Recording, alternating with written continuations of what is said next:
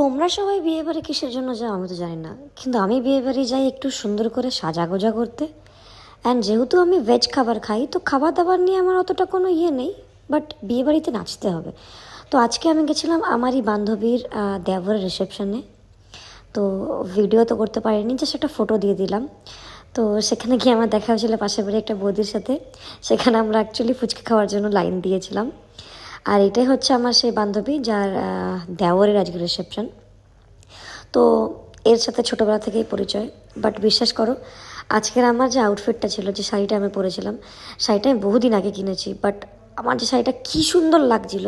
আর আমি যখন দেখো, আমি যেখানেই দাঁড়াই সেখানে নাচতে শুরু করে দিই। তো তারপরে একটু ভিডিও বগেরা বানিয়ে নিয়েছিলাম, ইনস্টাগ্রাম বা ফেসবুকে রিল বানিয়ে তো আপলোড দিতেই হবে। দেন তারপরে বৌদির সাথে একটুখানি ভিডিও বানানোর চেষ্টা করেছিলাম, এটা আবার পরে স্লো মোশন দেবো। দেন তারপর আমরা খাবার খেতে চলে গেছিলাম। তো খাবারের যে মেনুটা বানিয়েছিল, মেনুতে ওদের দুজনের ফটো দিয়েছিলো, বেশ ভালো লাগছিলো। খাবার খেয়ে আমি আবার নাচ করেছি, দেন আমি বাড়ি চলে এসেছি।